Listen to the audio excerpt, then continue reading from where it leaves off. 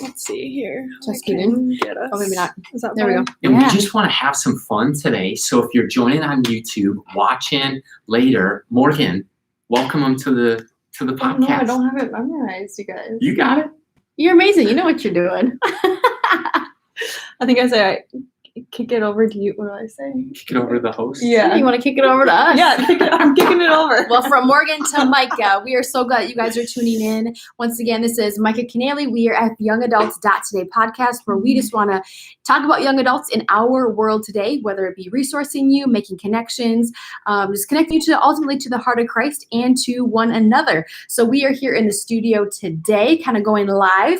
I'm Micah Keneally. I'm always joined by my husband, Josiah Keneally, who's sitting right beside and behind me, and Kirby St. John. He oversees the state of Minnesota. He's with the youth, he's with college age students and young adults. So we get to work closely with him, but also Morgan Pearson, or to my right here, is just an amazing woman of God, but she is also one of our strongest teammates, and she's teamed up with us in some amazing ways to make this possible to reach you as young adults across the globe and across the U.S. and hopefully across the world as we continue this journey together. So here we are live. We're going to be talking about 3 fun topics. And Josiah, what are those 3 fun topics today? 3 places that we're going to land are, the first one is kind of a question. What we see in our world today is that this generation, millennials and Gen Z, are the most cause-oriented, social justice-driven generation in all of history. And at times, it seemed that they have a difficult time connecting with the most cause-driven organization or organism, which is the church. And so we're going to talk about how churches can lean into missions and giving and going. So that's topic number 1. We'll spend 10 minutes there. The second topic is having fun in ministry. Can I get an amen in the comments? Praise God. Zach, are you pumped about that? So much fun. Let's go. He's pumped. And the last topic that we're just going to have hopefully 10 minutes to talk about as well is transitioning high school students. Sometimes people get lost in the shuffle when they maybe go off to college or they hit that young adult stage. So how can churches, campus ministries, and young adult ministries kind of work together, because we are the kingdom of God, and that's where we're going.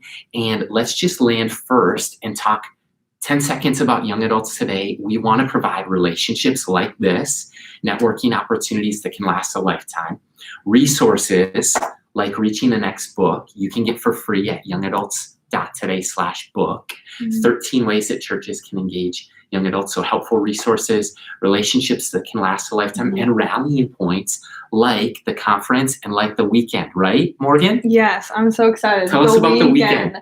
The weekend is happening. This is for, Minnesota people. Yeah. If you want to travel over, you maybe can. But yeah, the weekend is happening at Lake Geneva, and it's the first here for our state doing a young adults camp retreat weekend. So we're super excited, and it's meaningful for me because growing up going to camp was some of my best memories. So I was excited to be able to go back as a young adult. So we got the Max coming, Micah and Steph McDonald. You guys will be hosting, and it'll just be a fun time to have community and connect. Yeah, so if you want to get connected, it's May 14th through 16th, 2021. We are live. We are in person, which is an amazing feeling for those of us who maybe haven't been able to be in contact with each other. So if you want to get signed up there, you can go to youngadults.today/weekend, WKND, standing for weekend. I hope I got that right. Sometimes I'm dyslexic, so hopefully I got that right. So if you want to register, www. That's where I thought you were going. I may be old, but I'm not that old, right? Oh my gosh! So if you're interested, you're welcome to join us. And so check this out. We just want to spend a couple minutes talking about our guests, Kirby St. John, Morgan Pearson, and Kirby. Can you just give us, a couple minutes of your life journey into ministry and how you got to where you are today? Sure. Man, so good to be here. Came out of high school, had no idea what I wanted to do. And some days I still wonder what I want to do. But in the process of figuring everything out, ended up kind of thinking, what am I going to do with my life? What does this look like? And I think sometimes we make it harder than it needs to be. I remember reading a verse that just said that God will give you the desires of your heart. And I remember thinking, what are the things I love to do? One, I love sports. 2, I love teenagers in that kind of age. And 3, I love God, maybe even in that order. I'm not sure if I had them in the right order or not. But I remember God met me in that moment. I thought, what could I do? And so I ended up my last year of college saying, hey, I'm gonna go after youth ministry and kind of do that. So I went to a small town of the time was 3,000 people. Now it's grown to 4,000 people, and a youth pastored there for 20 years. It's amazing. And in the last 4 years, I've kind of taken over the role of kind of overseeing in the Assemblies of God, overseeing all the churches in the Assemblies of God for the state of Minnesota. So 250 churches, I oversee that. So it's young adults, it's Chi Alpha, it's any campus ministry stuff that's going on the high school, junior high campus, as well as kind of all our youth programs. So that's kind of the journey, kind of where I'm at. So fun to have you with us today, because Kirby's an advocate for the next generation, and in so many ways we're standing on your shoulders. Cold Spring, the youth group continues to see just incredible things, and as well as just across the state, we'll talk about missions giving and some of that, but that's definitely part of your heart and passion. And Morgan, you're joining us, and you're such a huge part of the team with Minnesota Student Ministries and young adults as well. You want to just share maybe a little bit of your life journey as well? Yeah, so I went to Bible College, North Central University, for social work. I thought I was going to be doing stuff with, my heart was for victims I've been trafficked because of human trafficking. So that was kind of the beginning of my route, and kind of just through the journey of planning, not planning, God's kind of brought me a different route into ministry. But looking back, I think I don't think I would have went that route in college. So it's been kind of cool to see how God's kind of moved me around going that way. But yeah, I was part of an event prayer ministry for a year, and then I grew up Assemblies of God, going to the different events, and was just connected with Minnesota Student Ministries, and was approached about joining the team and getting to be a part of that, and got credentialed this last year, which is, again, back in college I would have been like, no way. So yeah, it's been fun to see how God's just kind of prepared me season by season for that. So I get the honor of working with this guy, Kirby. So we tag team it here. She does all the work. I get all the glory.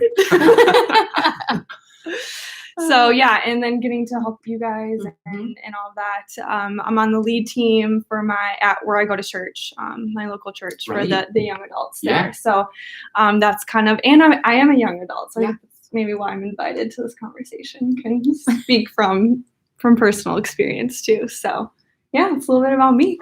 It's amazing. And we know, Morgan, you're volunteering at River Valley Church with young adults. You are a young adult, and you've helped us really, Kirby and Morgan, start some things from scratch, like the podcast, like the conference, the weekend. And so that's our heart, is just to help churches start and strengthen young adult ministries. So oftentimes they get maybe overlooked or lost in the shuffle. And that kind of leads us to what I think is one of the coolest opportunities. Morgan, you touched on it, is there is issues in our world today.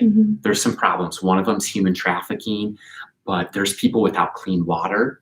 There's people who have never heard the name of Jesus. Something like 42% of the world has never heard of the name of Jesus. And a lot of those are young people. And they have a future, and they can either have a future without hope or with hope. And I love the quote from Dr. John Piper that says, missions exists because worship doesn't. And really what this is all about is worshiping Jesus. And is to the end of worship, so that people of every tribe, nation, and tongue glorify God, can have a changed life here on earth and all of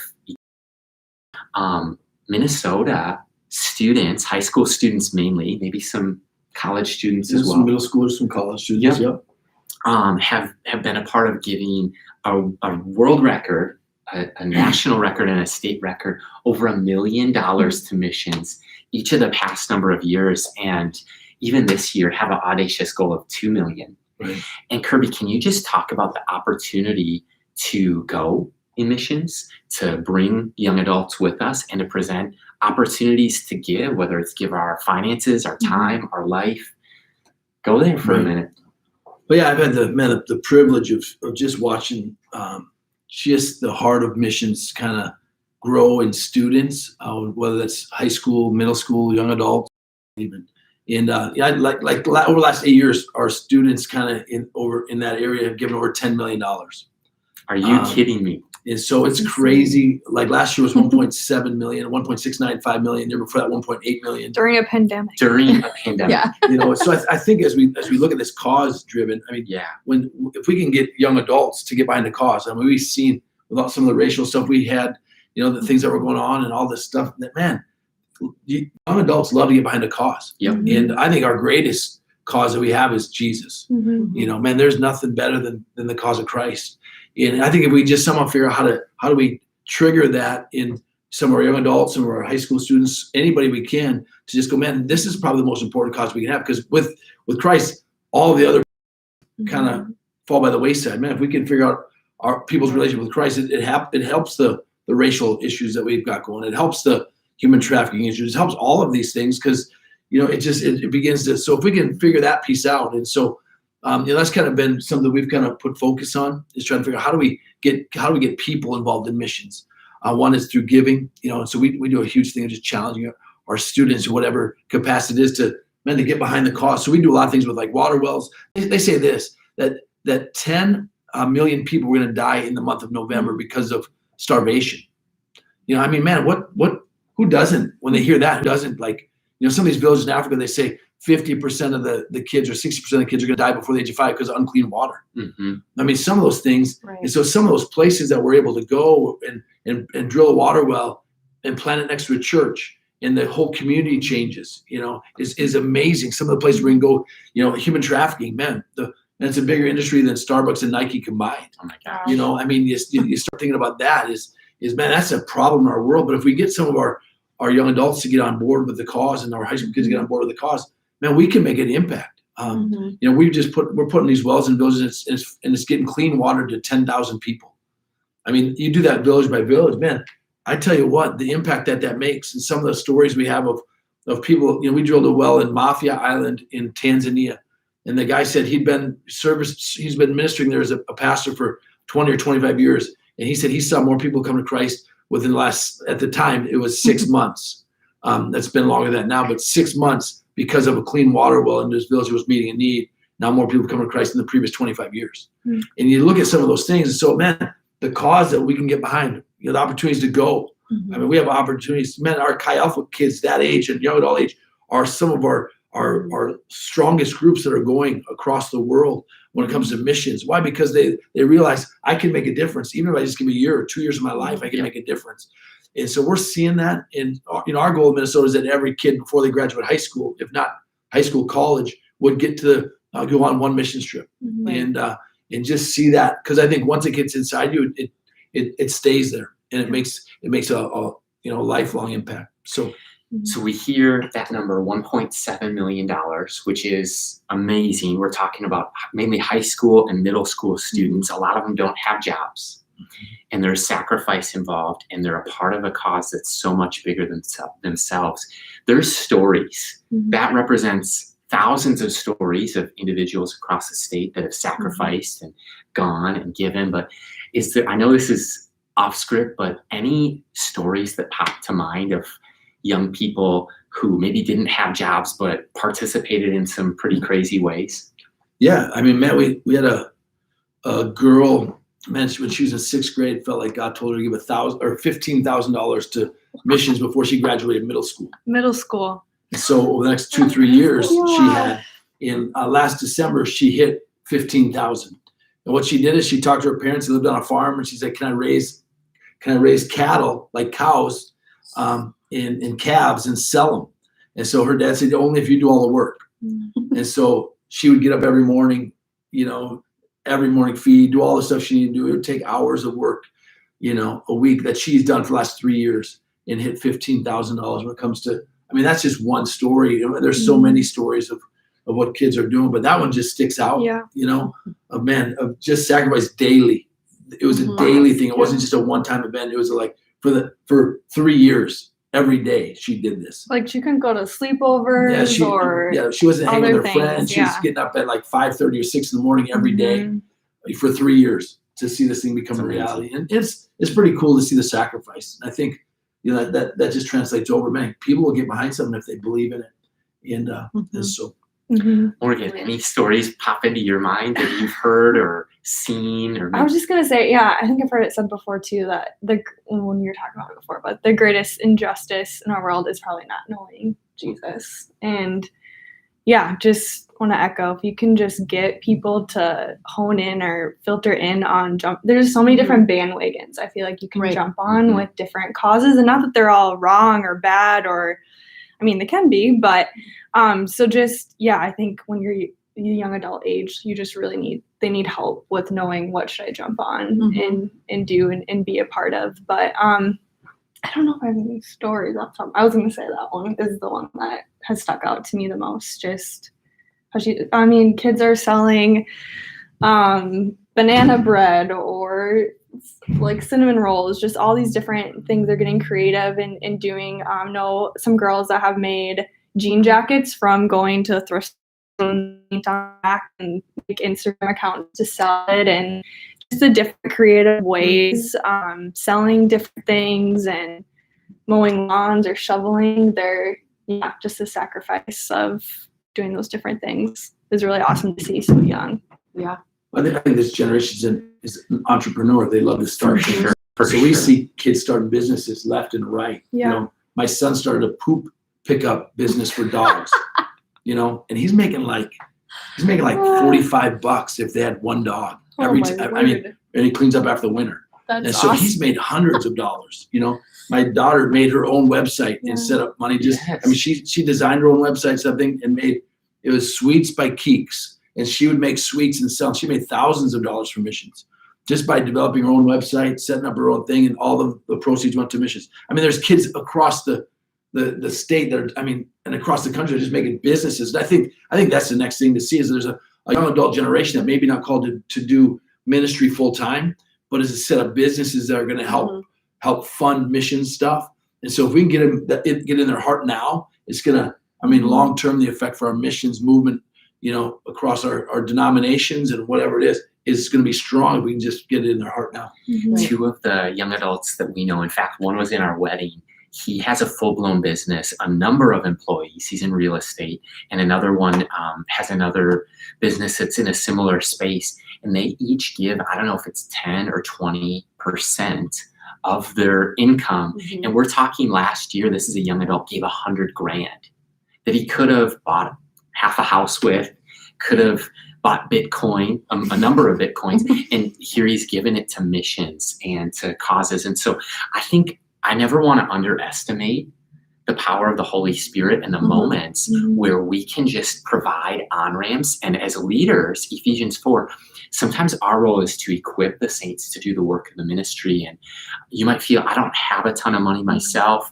I've been there. You might feel like, well, what can I really do? Well, man, you never want to say no for somebody. And so in your young adult small groups, your gatherings, we're thinking about it with the weekend. How can we're not taking up an offering. I got this from Louis Giglio. We don't take anything, but we can have a time of giving and we can live our lives generously and give our resources for the things that matter most. And before we any other thoughts, you guys, on that? Things that you'd want to deposit in maybe a young adult ministry leader about how we can create on-ramps or opportunities? Yeah, I would just say create, times to give or times to talk about different nonprofits or ministries to jump on board with while it's at gatherings. Or I think it'd be so fun to go on a young adult mission trip somewhere with other young adults. So creating that, it could be in the state that you live in, it could be in your community, or it could be, across the world somewhere. But I just think even creating those moments of, hey, we're all going to go to this food shelf or do this and that to really come together and do that as a young adult community. So just creating those opportunities. Amazing. Yeah. And I would also add to that, just be a leader that knows where you're going and casting that vision, because without Kirby casting the vision or the young adults knowing that there is a need, how are they going to know what they're raising money for? How are they going to know what business or what, God's placed gifts in their lives to utilize and to further his kingdom? So being a leader that knows what God, casting that vision and setting those goals and challenging them to give until it hurts. And it's a hard place to be at times, but they're going to see the amazing fruit on the other side. So I would love to even talk to that girl who's, gave $15,000. Like, what went through your head over 365 times 3 days of your life to give to something greater than yourself, to realize that people are in need? So being a leader that has the ability to cast vision and to know your yeses and know your nos, and to not make those decisions for each other or for others, but to create opportunities, I think is essential as a leader, and just to see what God does. So that's what I would say for that one, Josiah. It's amazing. And we're just kind of steering. If you have questions, by the way, we'll come back to it. But we're going to steer this conversation in the next way. We're already having fun. And can you just nod your head or type into the comments if you are having fun so far? Or if it's helpful. Okay. One person. No, I'm just kidding. It was him. He counted himself. I counted myself. That was awesome. So one of the things that we notice is we're going to talk about having fun in ministry. Right. And ministry it's a joy to serve God. He chose us for such a time as this. What a time, 2021, coming out of a pandemic. Justin, I think of 5 weeks into a brand new young adult ministry in Florida. I think of just all the different people who will listen to this that are weeks in, days in, maybe months into starting a brand new ministry. And we don't want you to burn out in the process. God doesn't want you to burn out in the process. And so we're going to talk about one of Kirby's core values, which is having fun in ministry. But Micah, you noticed something about 2 things that you would challenge every leader. Can you go and just talk about those for a second? Yeah. So, I mean, Josiah and I were at a conference once, and we were at a table having lunch with this young couple that's called to ministry. It's obvious on their life, and asking them hard, challenging questions. And I asked them, number one, what do you guys like to do for fun outside of ministry? And second question was, who are you surrounding yourself with outside of your ministry? Not your volunteers, not your students or your young adults, but who are your true friends that can help hold up your arms when you're in a season of trial and tribulation, or you're just having some challenges? And they said, we don't really do anything for fun outside of ministry, and we don't really have a lot of friends outside of ministry. So I guess what I realized is, wow, you're 23, you're called to ministry, but you don't have solid friends, that you're not leading, maybe your age or maybe younger or whatever that looks like. And 2, by the sounds of it, like, you don't know how to have fun. You're married. Like, you've been married for 2 years and you don't know how to have fun. So I think the amazing thing is to recognize 2 things as leaders. We need to have fun, and ministry can be phenomenal and it can be fun. And 2, you need to have friendships and relationships, whether it's mentoring, discipling, and lifelong friendships outside of those 4 walls. And if those 4 walls are the church, or those 4 walls are a college campus, or maybe the 4 walls you put yourself in, those are 2 observations I had. And I'm like, wow, those are 2 of my core values, and it's missing in a lot of ministries. So praying for those people that they would be able to experience friends and relationships outside of the church walls, more or less. But that was just an Hopefully that's helpful to you. I know it has been to me to observe that in my own life. Who are my friends that can last a lifetime? Who can I call? Who are the people that I text the things that I wish that I could tweet, but I cannot tweet? And then the other thing is just like, for us, sometimes it's twins games. It's getting outside and doing fun things. There's this guy, Kirby, I remember being with you one time, and you're like, sometimes as pastors, we're just not good at celebrating. And kind of building on the last question of missions, sometimes great things happen in our ministry, or wins, like total victories in the kingdom of God. But we just need to pause and celebrate it for a second. Share the story, talk about that. And I think so many times we're so good at we're driving, like, hey, we got to do this, and we get to that spot, we accomplish it, and we're moving on to the next thing.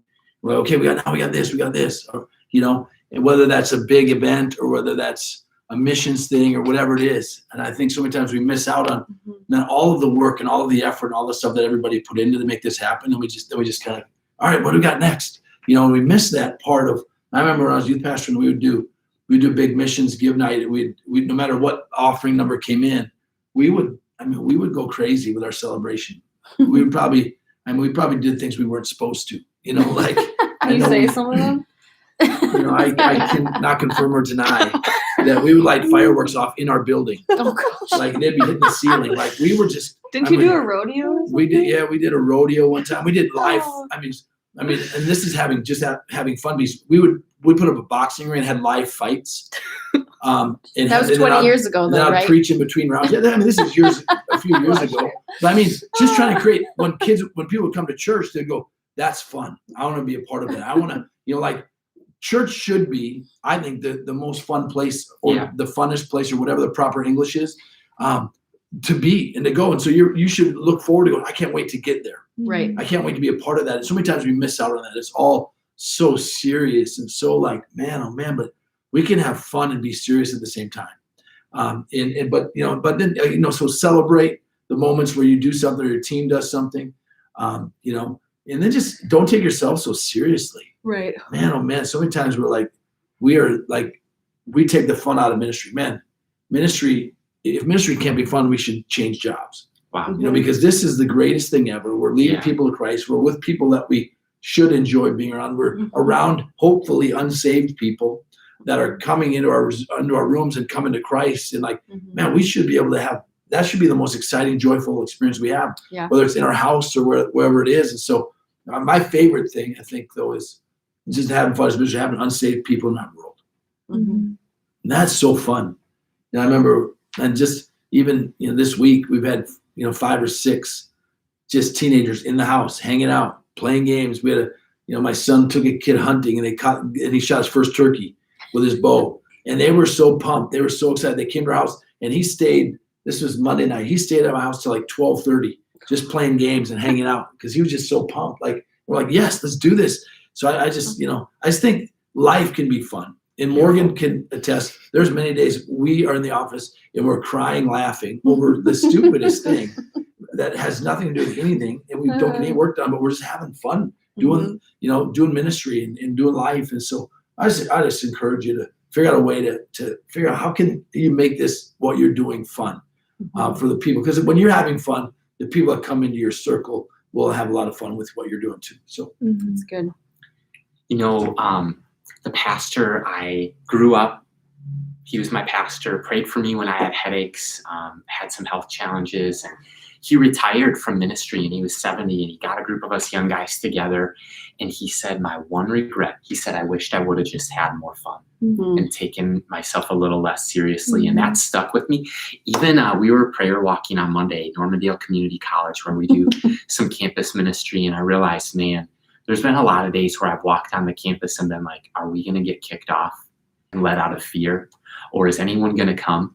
And I've let out of just nervousness or anxiety or those irrational fears that we have. And I just kind of made a commitment, even on Monday, I'm going to have more fun. However long that God asks us to be there, we want to go out with a bang and to be faithful and to have fun in the process. Right. So I think that's important. Micah, Morgan, thoughts on having fun in ministry? You can go ahead. I am a very type A planner. I like just to get things done, so that makes me more serious. Or he's shaking his head.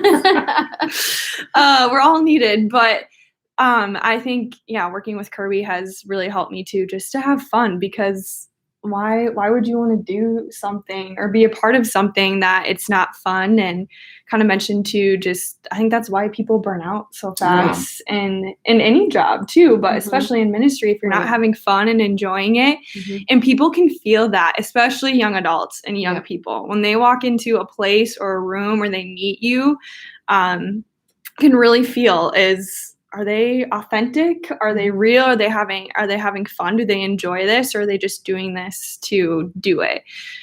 So I think that really has to start with you and your own heart and where you're at. Are you having fun and enjoying this and want to be there, want to put on these events or these gatherings or these opportunities for that? So and having fun with it. And I think that's what Jesus would want us to do. Right, totally. And I don't think he created us in the church to be miserable or to not enjoy it and to do life with people. And so I think ministries or places people can feel that if you are or not. And and just to, I think the biggest thing I've kind of learned these last couple of years too is that it's all probably going to work out and be okay. And So true. one way or the other, it's gonna happen and it's gonna be okay. Also, another thought was a pastor I was under their leadership. I was a youth leader there. After Wednesday night, he had this rule that for 24 hours, you would not say anything negative or anything that didn't go well or whatever. You would wait 24 hours till after Wow. I love that. the gathering or whatever it was, because it is so easy to get hard on ourselves that something didn't go right or this didn't happen and all of that. So that is something else. And relationships are just key and what brings people in. And it's easy to get, and I'm guilty of this too, to get in your Christian bubble and only have Christian friends and all of that. But I think God puts us in different places of, I don't know, you go get your hair done or whatever to reach and to be with those people and have relationships that way. Kirby got his hair done. Kirby does his own hair. Oh man. But just to be looking for those opportunities to invite someone to church or to tell them about Jesus in your everyday life too. And you don't have to think I have to go find all these non-Christian friends somewhere, but they're all around us. And just to be intentional with conversations at restaurants or coffee shops with that too, goes a long way. Yeah. I just said loving people is so fun. Yeah. You know what I mean? Like that part is, it doesn't have to be weird. So I think so many times Christians think, well, I shared my faith and it's one and done and it's over. And Right. Or maybe turned them off more than it did anything else. Right. But last week I was in North Carolina 2 weeks ago, and I walked into this pizza joint and I talked to this girl for about 4 minutes on a Sunday night and just cared about her, cared about who she was, goofed around a little bit with her, just whatever, doing stupid things. Left, came back Saturday, so a week later, and I walked in and she said, "Hey, Kirby." She remembered. And I didn't even tell her my name. She had to look at my receipt from my credit card to know. So I started talking. I talked to another 16-year-old girl, and the other girl was in college. Talking to this 16-year-old girl for about 4 minutes. She started telling me her whole life story about her dad, how her dad's abused her. When I left the restaurant, both girls lined up to say goodbye to me. Wow. All because we just cared about what they cared about. Right. And I just think, man, how fun is that piece? Right. Of just seeing just that moment switch where they're like, man, this person really cares about who I am. Man, and there's nothing better when someone comes to Christ. I mean, how that can't not be fun. Right. That's the best thing ever. It's huge, and especially coming out of a pandemic where maybe students didn't get to graduate high school, thinking about what are ways that they could have fun, or maybe they just had a rough year and their mind is not a healthy place to be. Providing an opportunity where they can let loose, have some fun, meet some friends, and you never know the difference that'll make in their life here on earth and into eternity. And transitioning to our last topic, and then we'll do some Q&A. We'll have some more fun, but we're just going to talk maybe a few minutes, maybe 3 to 5 minutes, thoughts about helping students not get lost in the shuffle, whether they go off to college, whether they come to our church from a different state or city, they're new in town, and just helping them transition not only to a separate siloed young adult ministry, but into the church as well. And Micah, you just want to share maybe experiences that you've had helping people transition throughout the different seasons of their life? Yeah, so since we work with a lot of young adults, and I primarily work with like the women's side and Josiah works with the men's side, is creating opportunities for them to get plugged in to the next stage of life, quote unquote, before they get there. So for instance, like we would lead led women, we consider young adults, I guess, 18 to 30. So once they hit about 25, 27, I would invite them to the women's things that we were doing in our church. So if there was like a women's tea or a women's brunch or a ladies' night out, or a Bible study that was 6 weeks on a Wednesday night, instead of taking the women into our home and having 20 women there that were 25 plus, I would take them to church, and they would naturally meet women that were 3, 4, 10, 20, however many years and stages ahead of them. So somebody who's 18 obviously wasn't necessarily the most interested person, but by the time you hit 27, you're like, oh my gosh, I only have 3 years left. So they would go sit at a table with a 60-year-old, 80-year-old, and like a 45-year-old. So really just trying to connect reference points or organic connections in the church for them to get plugged in.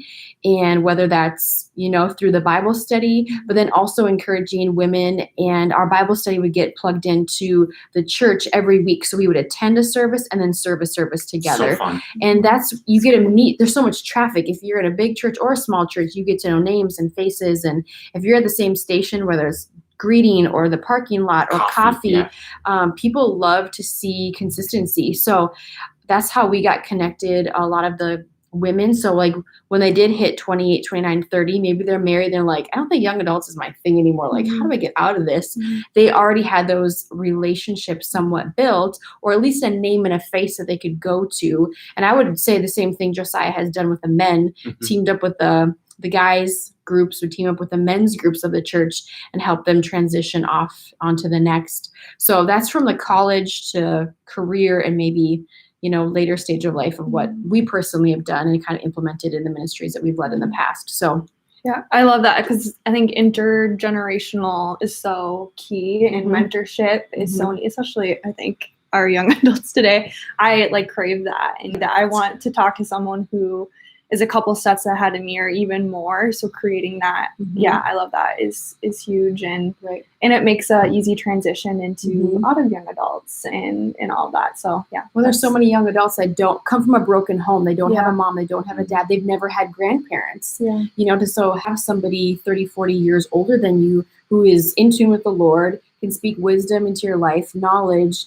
help you discern some things, be in your prayer corner. I'm like, that's what young adults are craving. Like, I can't process the garbage in my life. Will you pray for me? Or, I'm going through this. Will you pray for me? Or celebrating, like you said, celebrating. People love to celebrate with each other. So creating those opportunities for our young adults that we're leading and for one another, I think is extremely vital to the season and transition. It can be hard and it's rough, and they can get planted on land somewhere that they can call home.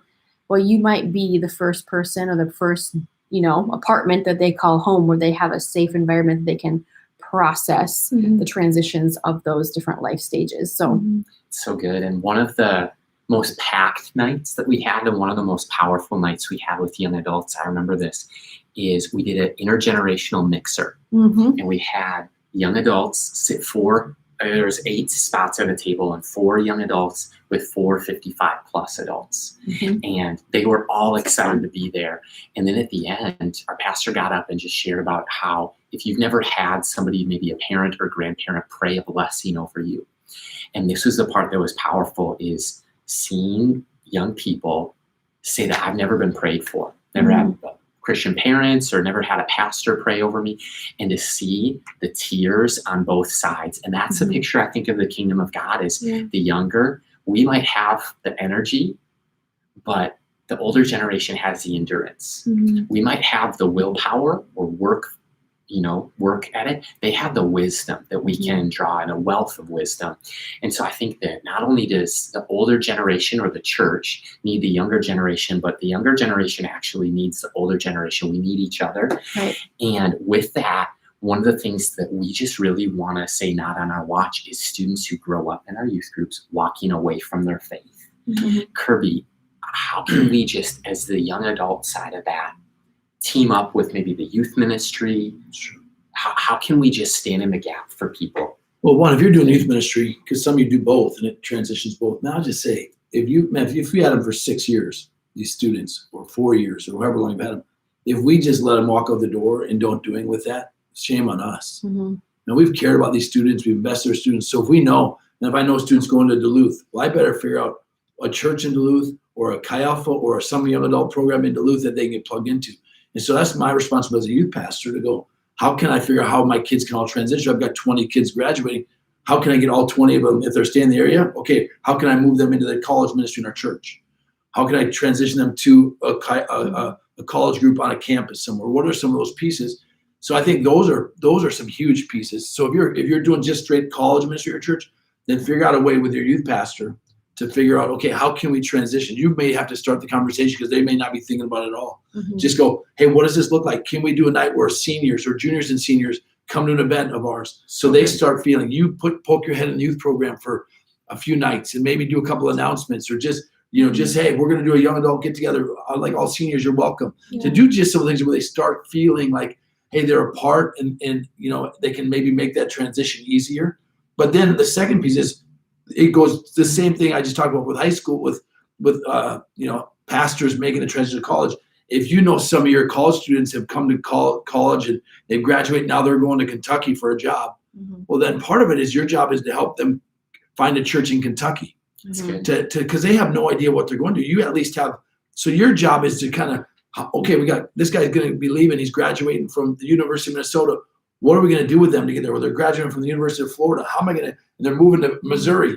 Well, you're probably their best option to help them find a church. And so you can call a pastor ahead of time and go, hey, I've got this great young couple. They're moving. They're coming your direction, man. Would you call them? They're going to be there this week. I tell you what, if we would do that as a church and help just people process through that, they may not stick in that church, but they have a lot better chance of finding a place. And we'll just is kind of take the lead on that and kind of go, hey, let's do this piece. And so I would just encourage you to take some of those pieces and you be the lead person.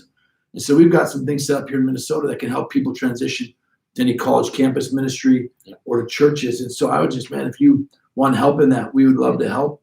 But if you have people coming to Minnesota and you're outstate, but man, you have to take sometimes the lead on that because I know a lot of my kids wouldn't find that on their own.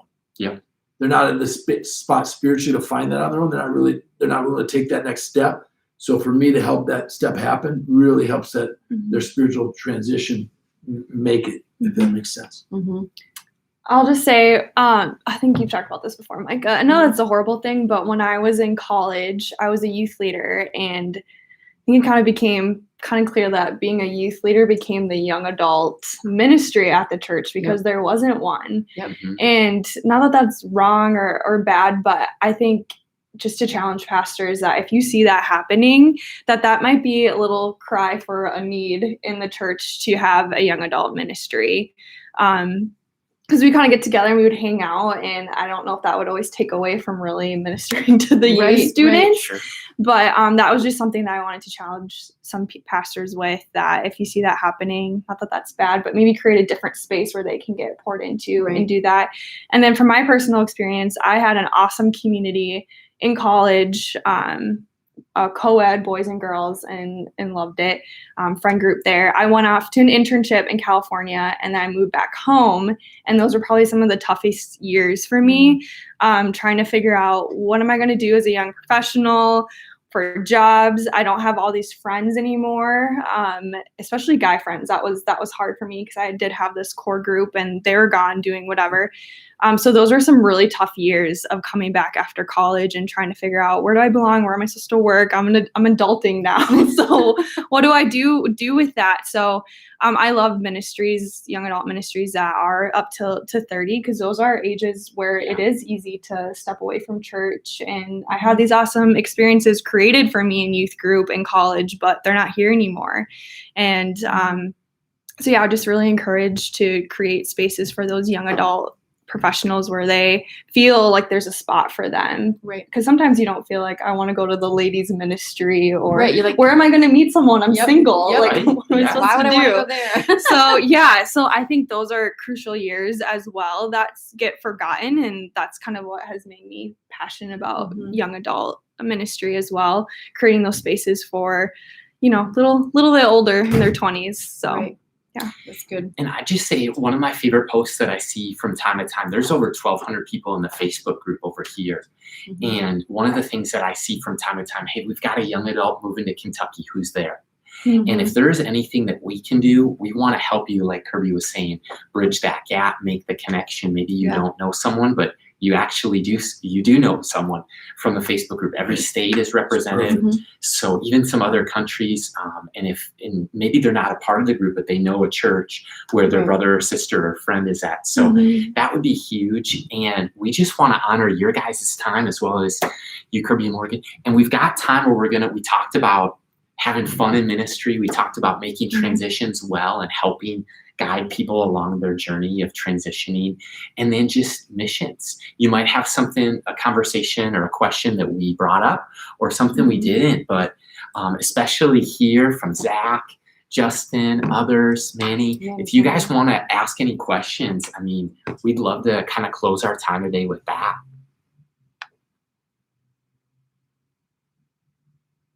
Yeah, you guys can unmute yourself and pose a question if you have one, or maybe something that you want us to expound upon if you For sure. found it intriguing. I just want to say thanks to you guys. This has been just an awesome chat. I got a ton of notes, and it's been really, really great. Just all the info you guys have been given. I just want to echo what you guys were saying about the transitions. I think that's so key. Mm-hmm. That's huge. It's a huge problem in our church that we've been trying to address. And young adults specifically have been kind of like the lost zone in our church for a long time.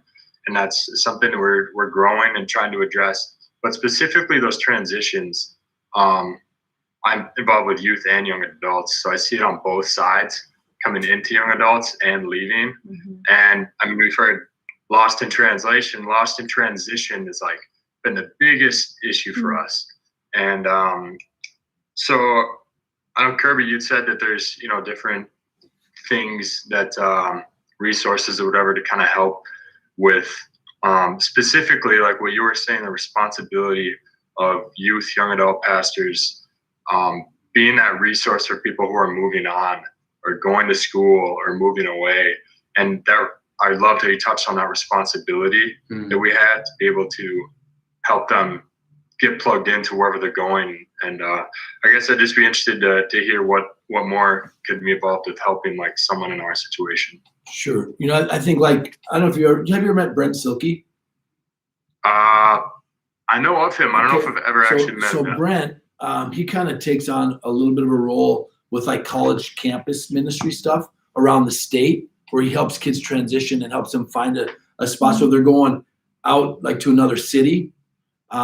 If you have, and we can get you his info, but he's just got some great context. Like, hey, if there's not like we're familiar with Chi Alpha, but there's also some other great college ministries. Right. Yes. So he knows, hey, these college ministries are on the grounds, and a lot of times he even has a contact for us, where you just go, hey, contact this person, and so we can get that information to you. His contact, say, hey, we got a kid going to Duluth, kid going to Bemidji, one going to Winona, kid going to Mankato. Where can we tie them in? So when it comes to like college ministry aspect on a campus, we've got a lot of that stuff.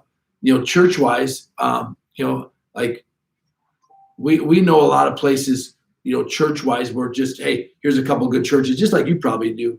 Like, hey, here's some great churches in this area when it comes to Minnesota.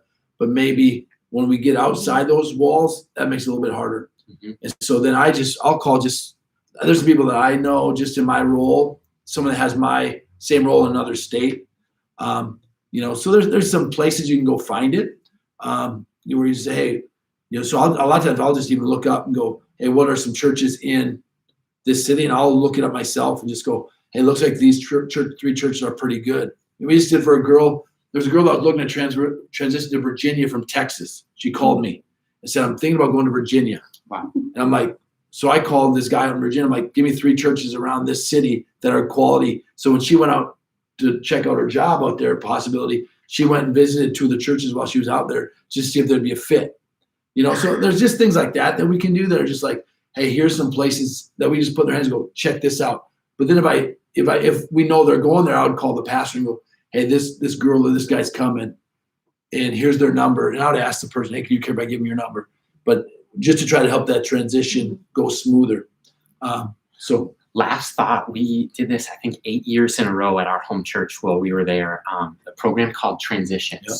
It's on the website, msmstudent.org, or you could email us, email Morgan. We can get it to you for free. It's almost like a 8-week Sunday school or small group curriculum that talks about owning your faith, dealing with failure, bigger parties, just adulting, really. Finances. How do you handle the financial piece of FAFSA and all that kind of stuff? Yeah, and what we would do at Cedar Valley is we would do juniors, seniors, and their parents would all come to this, and then the table leaders were young adults. Mm-hmm.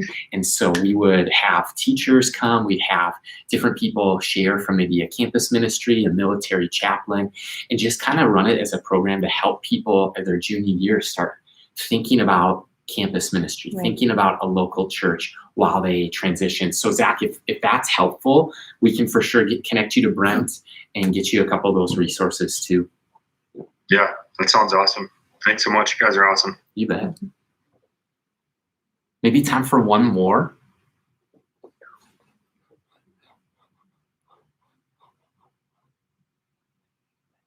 I wish I had a question, guys, but you guys did such a good job answering. Awesome. No, I think it was really good. I think just like Zach, I also agreed with the transitions part because I don't think I've ever witnessed a program that has done that well before. So that's where a majority of my questions would lie at, especially even inner church with students who are leaving the youth ministry and thinking like the program stops there and there's not something else that they can continue into. So that is because I can think of right now is that we're about to have like a soft launch of young adults this coming Sunday. But I have at least 3 to 5 seniors that I know at the top of my head right now that are graduating at the end of May. So I'm like, should I go ahead and like bring them in now and just get them plugged in? And but yeah, so I think transitions is mostly what happened. You guys did such a good job answering. But is there any more you have on that, or the resources that you're going to send Zach? I would love those as well. You know, I would say this before you do anything. Do you have a youth pastor at your church? Yes. Yeah, I would just have that conversation with him, saying, "Hey, how can we help that transition?" So you don't want to jump in and just say, invite him to your stuff, and your youth pastor going, "What the heck? You know, what's going on?" It's good. So have that conversation with him, just going, "Hey, how do we do this healthy? You know, what can I do?" And say, "Here's some thoughts I have. You care if I invite him to something we're doing just so we make sure that transition happens well." Mhm. So if you keep the line of communication over, going with them, I think helps you in the long run. You know, and then you're looking, because sometimes there's some people like in your ministry too that are going, maybe they would be great youth leaders. So if you start funneling some of your people to, hey, a kids ministry, to help with the kids ministry, or to help with an usher, to help, now you're plugging them into different pieces. You're going, hey, this may be working. Then some of you like, this is not going to be for them. Mhm. But you can include them in what you're doing. They can be a youth leader and part of your college group. They can be a kids volunteer and part of your college group. You know, they can help with ushering, and you start doing all that. Now you're plugging them into the whole church body. You know, that helps with when they're transitioning again later out. But, you know, so I would just make sure you have that conversation. How do we transition this piece? You know, because that youth leader, that youth pastor, maybe he's never even really thought of it. Most youth pastors, they don't even think Right. of it. There's things I got them through their senior, they're done. I can, you know, I can relax. You know, what the reality is, no, this is when it really gets crucial. Right. So I've seen that happen well too, where there'll be an exclusive pizza party or something like that out of the youth group for the young adults. Like, hey, after youth group, we're doing this pizza thing, and you're a junior, senior, and you come, and then you tell them about, you know, what the young adult ministry is, and they feel special and that they want to be a part of it, and they have something else to look forward to after graduating. Because I think so many students feel so sad that, oh, I can't do this, or I can't go to camp anymore, or do this and that. But if they have something else that, hey, this is what we do, and events that we have, they'll look forward and want to keep coming. The one thing we want to always do is provide an off-ramp with clarity and an on-ramp with clarity and expectations. Mm-hmm. So if they're coming out of that senior year and they're wanting to get plugged into young adult ministry, Morgan, I think you hit it perfectly earlier, Mm-hmm. like when you said, you know, I was guilty of that. Like on a Wednesday night, I was a youth leader, Mm-hmm. and I started doing praise and worship for myself. And I'm like, I should be praying and being available to these students, but realizing that the moment any opportunity to serve the kingdom of God becomes an obligation because he's maybe has some growing pains in that process, Mm-hmm. or if you're seeing the young adults, you know, disengage from the youth who are volunteers, that could be creating, like, you're seeing that need. You want to create an outlet for them. Say, hey, Mm-hmm. who are the key, you know, people that are on a Wednesday night? Maybe you guys should just gather together on a Thursday night in somebody's backyard. Maybe you guys should come over to my house. And if you could provide opportunities like that for even those small on and off ramps of whether it's closure or clarity or just calling out and up, I think there's a lot of fun things and approaches to do that healthfully and that aren't going to hurt people in that process, but providing those amazing opportunities. So I don't know if that makes sense, but that's kind of where my heart was in regards to that. So providing opportunities that do not become obligations. And the moment we start recognizing that, we probably see that they're growing into a new season and they may need a little nudge into that next transition. So yeah, I think as we transition out of here today, we just want to say thank you guys so much for everything. If you guys have any questions, comments, or concerns about anything we've talked about, in our show notes, Josiah is going to provide that information that we talked about, the contact from Brent Silke for the state of Minnesota for college students and where they can get plugged in, as well as the resource of transitions classes, which is a free PDF download that you guys can implement and teach or look through. However you want to function with that is completely up to you. But Josiah, anything else you want to add? Here's what we'll do is we're going to wrap up here on the YouTube live stream. Thanks for joining us. It'll be available for replay. We're in just a second going to close out the podcast at Young Adults Today. Thank you for that. And Facebook Messenger Room.